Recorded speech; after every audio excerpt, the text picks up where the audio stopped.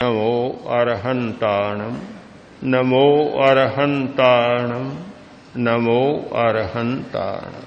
मनुष्य की दूसरी विशेषता यह है कि वह स्वतंत्र है।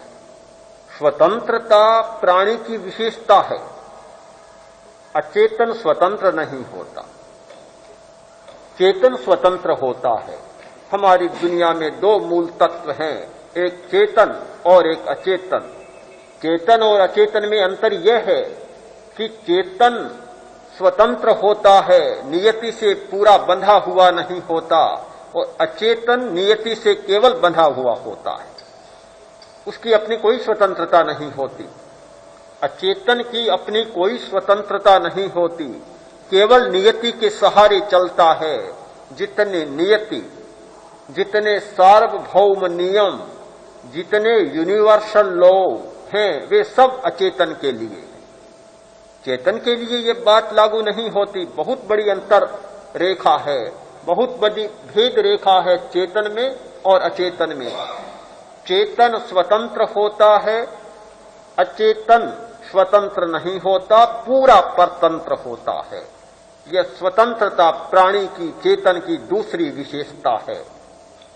प्राणी में स्वतंत्रता होती है, इसलिए वह बदल सकता है, उसमें बदलने की क्षमता है। मनुष्य में सबसे अधिक स्वतंत्रता विकसित होती है।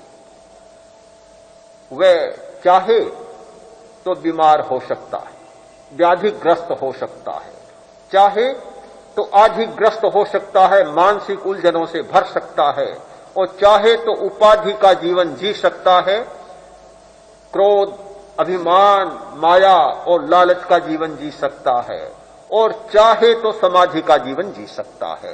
ये चुनाव करने की क्षमता केवल मनुष्य में है। मनुष्य की स्वतंत्रता इतनी विकसित होती है, इतनी जागृत होती है कि वह अपने भाग्य का चुनाव कर सकता है कि मुझे कौन सा जीवन जीना है। व्याधि, आधि और उपाधि का जीवन जीना है या समाधि का जीवन जीना है। आप पूछना चाहेंगे, भला कोई चुनाव का प्रश्न है? क्या कोई व्यक्ति व्याधि का जीवन जीना चाहेगा, रोगी होकर जीना चाहेगा? क्या कोई व्यक्ति आधि का जीवन जीना चाहेगा या उपाधि का जीवन जीना चाहेगा? प्रश्न हो सकता है, सहज लगता है प्रश्न, किंतु उत्तर भी जटिल नहीं है, बहुत सीधा उत्तर है। आदमी चाहता है तब बीमार होता है, आदमी चाहता है तब मानसिक उलझनों में फंसता है, और चाहता है तब उपाधि से ग्रस्त होता है, गुस्से में जाता है। अगर वह न चाहे तो कभी बीमार नहीं हो सकता, कभी आधिग्रस्त नहीं हो सकता, और कभी उपाधिग्रस्त नहीं हो सकता।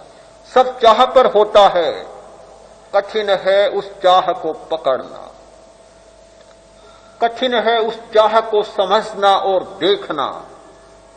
हम देखना नहीं जानते। हमारे भीतर एक बीमार होने की चाह जागती है और हम बीमार हो जाते। बिना चाह बीमार कोई नहीं हो सकता। मन में चाह जागती है, बीमार हो जाता है आदमी। क्या भोजन का असंयम, बहुत खाने की चाह और बीमारी दो बातें हैं? दो हैं क्या? दो नहीं है बिल्कुल। मन में खाने की चाह जागती है, क्या वह बीमारी की चाह नहीं है? मन में असंयम की चाह जागती है, क्या वह बीमारी नहीं है? अति काम, अति भोजन, अति लोभ, अति क्रोध की जो चाह है, वह सारी बीमारी की चाह है। हम कैसे भेद रेखा खींचेंगे कि अति भोजन की चाह, अति स्वाद की चाह, अति लोलुपता की चाह तो है और बीमारी की चाह नहीं है? यह नहीं हो सकता। केवल दो शब्द हैं, अर्थ में कोई तात्पर्य में भेद नहीं है। बिल्कुल एक तात्पर्य है। अति भोजन की चाह का मतलब है रोगी होने की चाह। जीव की लोलुपता की चाह का मतलब है रोगी होने की चाह। असंयम की चाह का मतलब है बीमार होने की चाह। हम इन्हें अलग नहीं कर सकते, नहीं कर सकते, कभी नहीं कर सकते। कोई आदमी आग में हाथ डाले और कहे मैं हाथ को जलाना नहीं चाहता, क्या हो सकता है? अगर उससे हाथ को जलाने की चाह नहीं है तो वह कभी हाथ को आग में नहीं डालेगा।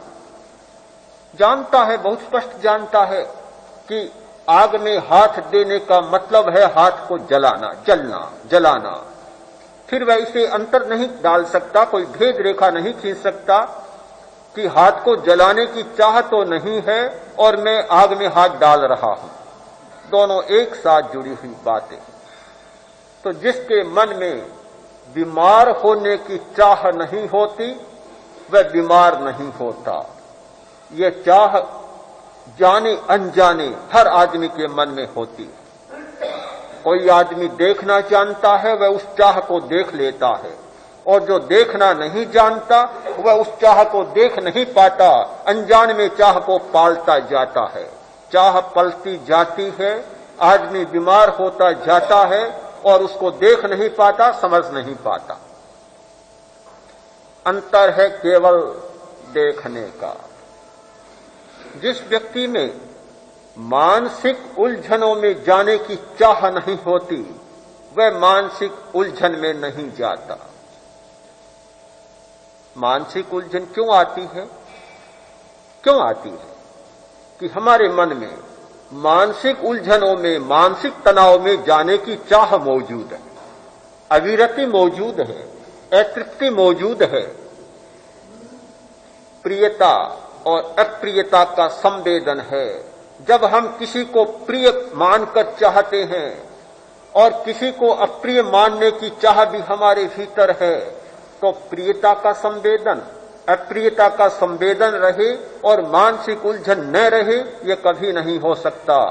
हम मानसिक तनाव में, मानसिक उलझन में प्रियता और अप्रियता के संवेदन में कोई अंतर नहीं कर सकते, उनके बीच में कोई भेद रेखा नहीं खींच सकते। प्रियता और अप्रियता का संवेदन और मानसिक बीमारियां, मानसिक उलझने शब्द दो हैं, तात्पर्य में कोई अंतर नहीं। जो क्रोधी होना नहीं चाहता, क्या कभी क्रोधी हो सकता है? क्रोध उसी व्यक्ति को आएगा जो क्रोधी होना चाहता है। अभिमानी वही बनेगा जो अभिमानी होना चाहता है। कपटी वही बनेगा जिसके मन में कपट करने की चाह है।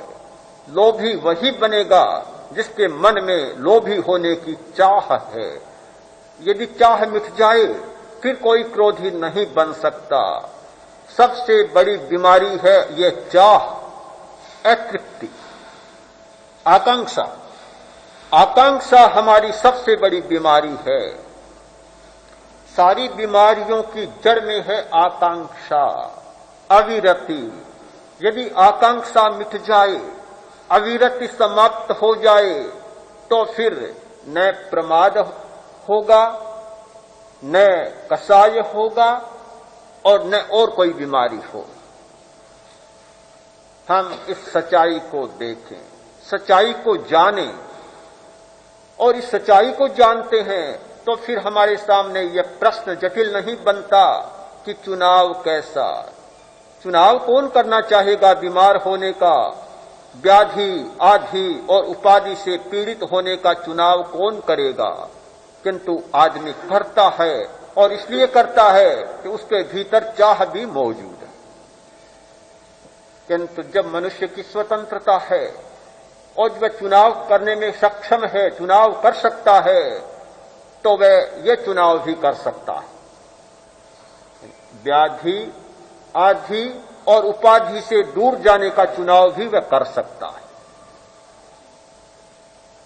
जब वह चुनाव करता है समाधि का, वह व्याधि, आधि और उपाधि से दूर हटकर और समाधि का चुनाव करता है, तो उसकी सारी जीवन की दिशा बदल जाती है। समाधि कोई अद्भुत वस्तु नहीं है। समाधि कोई कुछ लोगों के लिए नहीं है। समाधि कोई जीवन के शिखर पर पहुंचने के बाद होने वाली घटना नहीं है। समाधि हमारे जीवन की दिशा है, समाधि हमारे जीवन का मार्ग है, वे ऑफ लाइफ, ये जीवन का मार्ग है, जीवन की एक पद्धति है।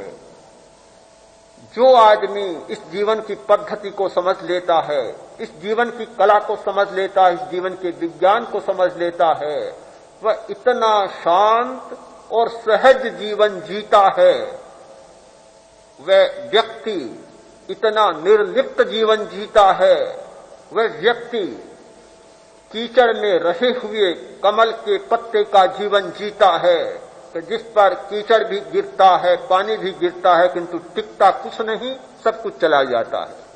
वह व्यक्ति ऐसा जीवन जीता है, सूखी भींत का जीवन जीता है कि जिस पर बालू फेंकी, सूखी बालू आई और नीचे गिर गई, कोई लेप नहीं होता।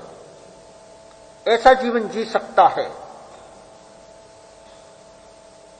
जो व्यक्ति समाधि का चुनाव करता है। उसे अपनी खोज करनी जरूरी होती है। अपनी खोज किए बिना कोई समाधि को उपलब्ध नहीं हो सकता। अपनी खोज, मैं चेतन हूं, मैं अचेतन नहीं हूं। खोज बहुत सीधी है। अपनी खोज के लिए आपको बहुत दूर जाने की जरूरत नहीं। बहुत साधारण बातें, मुझ में चैतन्य है,